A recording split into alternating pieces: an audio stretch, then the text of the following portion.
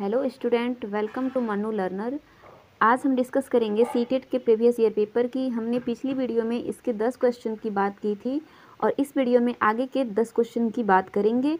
ठीक है, सीडीपी के फर्स्ट पेपर जो हुआ था 1/1/2022 को जो एग्ज़ाम हुआ था उसका हम डिस्कशन करेंगे। ठीक है, देखते हैं 11th नंबर क्या है।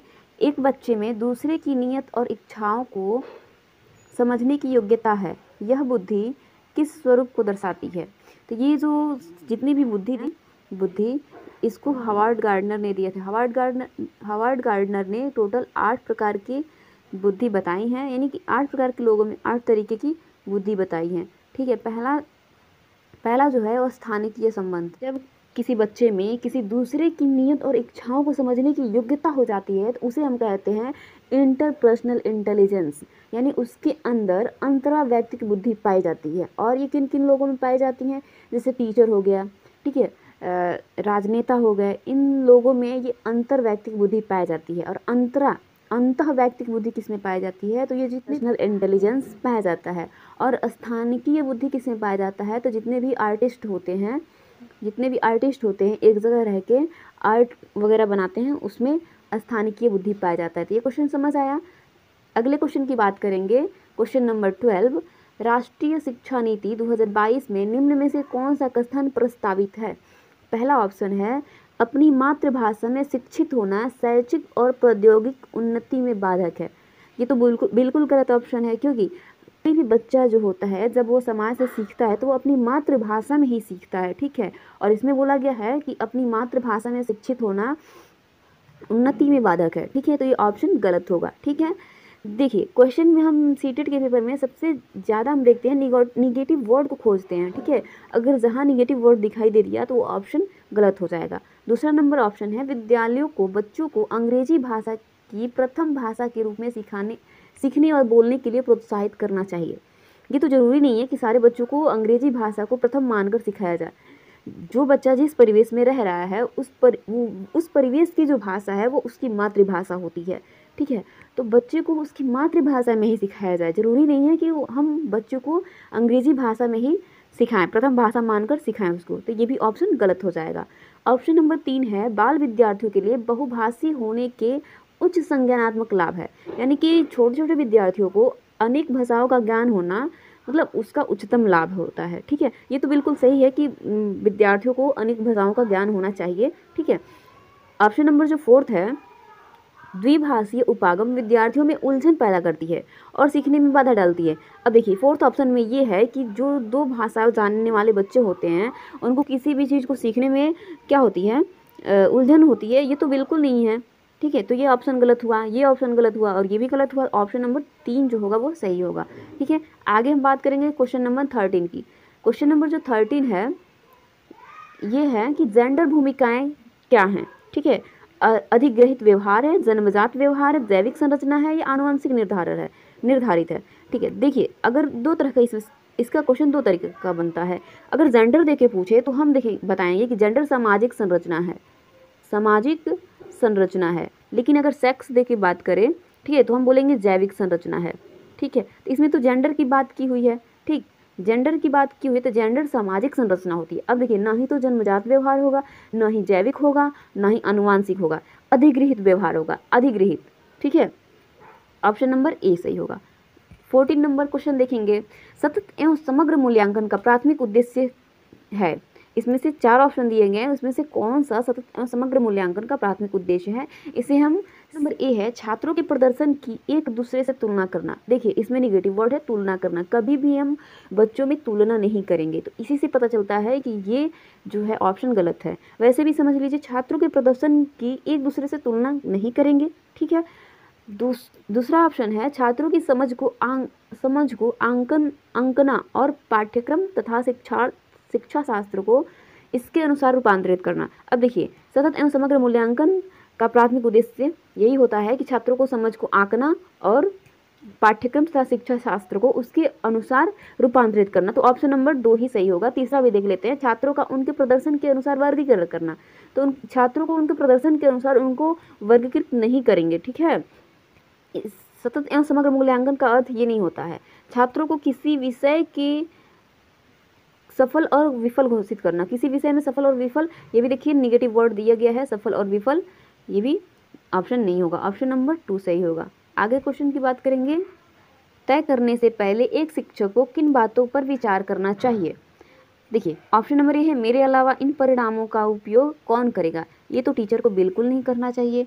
ये तो ऑप्शन नंबर 2 है, विशिष्ट छात्रों के अधिगम वक्र का पता लगाने का सर्वोत्तम तरीका क्या है। अगर एक शिक्षक अपनी क्लास में बच्चों को पढ़ा रहा है तो उनको किन किन बातों को ध्यान रखना चाहिए, ठीक है, वही इसमें पूछा हुआ है। तो टीचर को इस बात का ध्यान जरूर रखना चाहिए कि बच्चों का जो सीखने का जो वक्र है, ठीक है, वो कैसे जा रहा है, ठीक, कौन सा तरीका अध्यापिका को स्वयं के शिक्षा शास्त्र पर चिल्लत होगा, ठीक है। पांचवा जो ऑप्शन है, चौथा जो ऑप्शन है, कौन सी विधि छात्रों को उच्चतम अंक पाने में मदद करेगी। अब टीचर को जरूर ये सोचना चाहिए कि कौन सा विधि अपनाएं हम पढ़ाने के लिए बच्चों को, ताकि वो अधिक से अधिक अंक प्राप्त कर सके। तो इसके बारे में भी जरूर सोचना चाहिए। तो ऑप्शन नंबर 2 सही है और ऑप्शन नंबर 4 सही है, लेकिन इसमें किसी भी ऑप्शन में 2 और 4 नहीं दिया गया है, ठीक है। इसको आयोग ने भी इस क्वेश्चन के लिए सभी को बराबर अंक दिए हैं, लेकिन इसमें से कोई ऑप्शन सही नहीं है, तो हम इसको मानेंगे 2 और 4 को, ठीक है। अगला क्वेश्चन की बात करेंगे है, समावेशी शिक्षा से अभिप्राय है। समावेशी शिक्षा से क्या अभिप्राय है। पहला ऑप्शन है, आर्थिक रूप से कमजोर वर्ग का आरक्षण केवल सरकारी विद्यालयों में ही उपलब्ध कराया जाता है। तो समावेशी शिक्षा का मतलब सबसे पहले हम समझेंगे कि समावेशी शिक्षा का मतलब ये होता है कि सभी बच्चों को एक क्लास में पढ़ाना, सभी प्रकार के बच्चों को एक क्लास में बैठाकर पढ़ाना ही समावेशी शिक्षा कहलाता है, ठीक है। देखिए अब इसी के आधार पर जो क्वेश्चन निगेटिव होंगे उसको काटते जाएंगे, जो सही लगेंगे समावेशी शिक्षा के लिए वो ऑप्शन मेरा सही हो जाएगा, ठीक है। पहला ऑप्शन देखेंगे, आर्थिक रूप से कमजोर वर्ग का आरक्षण केवल सरकारी विद्यालयों में ही उपलब्ध कराया जाता है। तो ये ऑप्शन गलत है, क्योंकि इसमें बात किया है कि आर्थिक रूप से जो कमजोर बच्चे हैं, जिनकी आर्थिक स्थिति ठीक नहीं है, उनको केवल सरकारी विद्यालय में ही केवल सरकारी विद्यालय में पढ़ाना चाहिए। ये तो ऐसा तो नहीं होता है, सभी बच्चों को हम एक साथ पढ़ाते हैं, उसे हम समावेशी शिक्षा कहते हैं। ऑप्शन 2 की बात करेंगे, दिव्यांग छात्रों को सिर्फ विशेष विद्यालयों में ही शिक्षा दी जाए। अब इसमें देखिए निगेटिव वर्ड क्या हम देखते हैं, यहाँ पे लग गया है सिर्फ विशेष, यहाँ पे ओनली केवल लग गया है, तो इतना से भी हम टारगेट कर सकते हैं कि ये मेरा निगेटिव वर्ड। ऑप्शन नंबर 3 देखिए, सरकारी विद्यालय में केवल अंग्रेजी भाषा पढ़ाई जाए। ये भी सरकारी विद्यालयों में केवल अंग्रेजी भाषा पढ़ाई जाए, तो समावेशी शिक्षा में तो ये तो नहीं होता ना कि उसमें केवल अंग्रेजी पढ़ाया जाए, ठीक है, सभी भाषाएं मिलाकर बच्चों को पढ़ाया जाता है। तो ऑप्शन नंबर 3 भी गलत होगा। बचा कौन सा, ऑप्शन नंबर 4, योग्यता से परे होकर सभी बच्चों को गुणवत्तीय शिक्षा उपलब्ध कराई जाए। बच्चे की चाहे जो भी योग्यता हो, कोई बच्चा कमज़ोर हो या तेज हो, सभी बच्चों को एक क्लास में पढ़ाया जाता है, उसे ही हम क्या कहते हैं, समावेशी शिक्षा कहते हैं। ऑप्शन नंबर 4 सही है। आगे हम बात करेंगे अगला क्वेश्चन नंबर 17 है, दर्शाने के विभिन्न तरीके अपनाने चाहिए। ये तो बिल्कुल सही है कि शिक्षक जब क्लास में हमारे पढ़ा रहे हैं तो उनको पढ़ाते समय शिक्षण सामग्री जो भी है उनको प्रदर्शित करने के लिए अनेक तरीके अपनाने चाहिए। ये तो बिल्कुल सही है, ठीक है। कारण क्या है उसका, कि शिक्षक को अधिगमकर्ताओं की विविध आवश्यकताओं हेतु अपने शिक्षा शास्त्र को उनके अनुकूल बनाना चाहिए। ये भी ठीक है कि जो भी टीचर हैं अपने स्टूडेंट के जो भी आवश्यकता है उनके अनुसार अपने शिक्षा शास्त्र का परिवर्तन करें, यानी उनके अनुकूल बनाए, ठीक। तो इसमें हम ऑप्शन चूज करेंगे वो ऑप्शन जो सही हो। कह रहा है इसमें पहला ऑप्शन जो है कह रहा है कि और आर दोनों सही है, ठीक है, ये तो बिल्कुल दोनों सही ही है, और आर सही व्याख्या करता है ए की, सही है, ये सही व्याख्या करता है ए की, तो ये तो बिल्कुल सही है, ये ऑप्शन सही होगा। ऑप्शन नंबर 2 की बात करते हैं, ए और आर दोनों सही है, लेकिन आर व्याख्या नहीं करता है ए की, तो ये गलत है, क्योंकि आर जो है शिक्षक को अधिगमकर्ताओं की विविध आवश्यकताओं हेतु अपने शिक्षा शास्त्र को उनके अनुकूल बनाना चाहिए, यानी कि ये ठीक व्याख्या कर रहा है ए की, ठीक है।